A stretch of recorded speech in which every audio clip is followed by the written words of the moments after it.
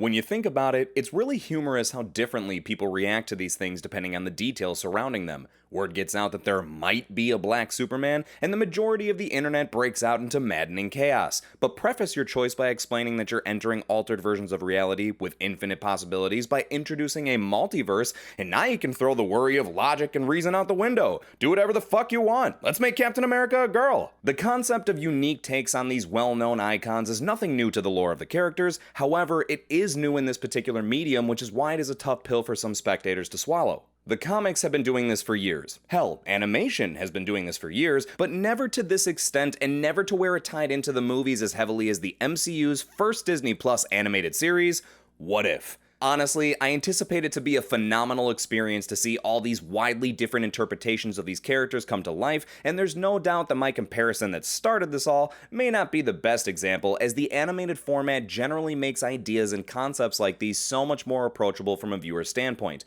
Though I will quickly say that supposedly there's rumors that some of these heroes from the show may pop up in live action somewhere down the line, but take that with a grain of salt. So long as you keep an open mind, it can be a lot of fun to see such a drastic twist put on such a beloved and well-established hero or villain, especially in an instance like this where you can just enjoy it for what it is and don't have to be concerned with it taking over the quote-unquote main version. Long story short, I've always loved the insanity of the notion of a multiverse, and I've been doing my best to patiently wait for the show, as it's the one I've been most excited for this year so far. So, how was the first episode? Did it kick things off properly? Was it everything we'd hoped for and more?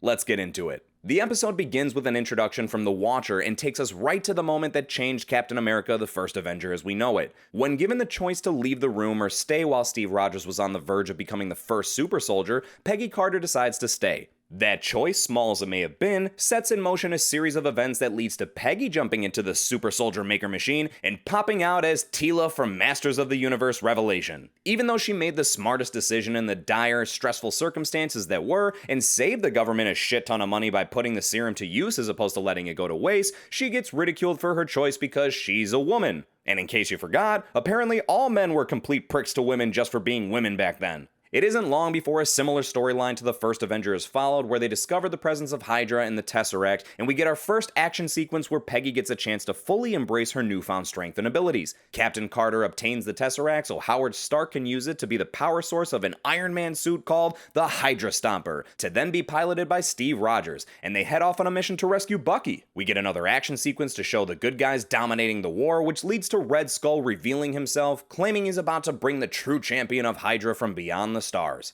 Jump to Peggy and the crew boarding a train that supposedly the Red Skull is on, but Steve stumbles upon a batch of explosives instead and blows up along with the train. Reeling in the loss of her love, Peggy bands everyone together to take on Hydra in order to stop the oncoming interdimensional doom the Red Skull is planning to unleash. They successfully make it into the Hydra facility and discover that Steve Rogers is alive still, and Red Skull has been using the Tesseract inside the Hydra Stomper to power up the device that summons his champion.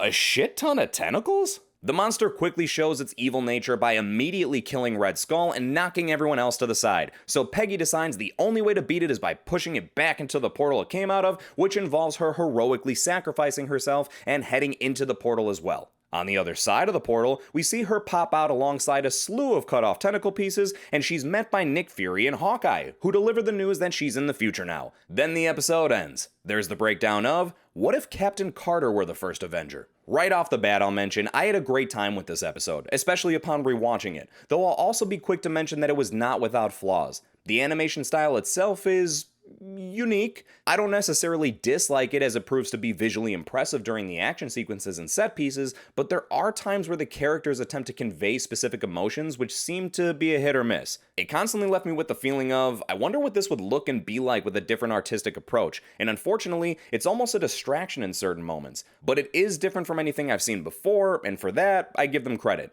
The pacing of the episode is another factor to look at here. Personally speaking, I didn't find much of an issue with it, as I almost expected it to be something along these lines, but it does feel like the fast forward button is on the entire time. It is very much a recap of moments in a storyline as opposed to truly living within them alongside these characters. Part of me is okay with that, while another part of me would like them to maybe have given this episode 10 to 15 more minutes of life with deeper character development and story building moments. I don't by any means need a Captain Carter series, but if you're going to show me what would have happened if all this came to be, then let's fucking dive into it instead of merely skim the surface. For this episode, it doesn't heavily concern me, but it does concern me when looking at upcoming episodes. I'm guessing all of them are going to be similar in length, which is fine, but I hope that doesn't mean each one is going to be nothing more than a highlight reel of different characters experiencing the same events in the movies. Thankfully, my worry for that is severely outweighed by my excitement. It was a blast to have so many of the live action stars come back to voice their characters, even if some of the voice acting wasn't stellar to say the least, and even though I'd much rather prefer Chris Evans himself, I gotta hand it to Josh Keaton, who did a very believable job as Steve Rogers, as well as Ross Marquand for reprising his role as the Red Skull, and still proving why he was a respectable replacement for Hugo Weaving. The relationship built up between Peggy and Steve, although nothing new technically, was pretty well executed, and seeing the roles reversed did provide an intriguing perspective. Overall, I wasn't going into this expecting the most epic and intense project ever. I just wanted to witness a cool alternate take on a well-known established plot, which is mostly what they provided here. Of course, it's always easy to ask for more, and I absolutely am asking for more, but I had more fun than problems with what they gave us here to start this show, and I'm keeping my hopes high that it only gets better from here. But of course, I would love to know what you thought of this first episode of What If. Do you think they could have gone more in depth here? What did you think of Captain Carter? Would you ever like to see her in live action? Let me know all of those thoughts in the comments. Like this video if you enjoyed the content. Subscribe and hit that notifications bell to keep up with breakdowns of future episodes. And I'll catch you at the next review.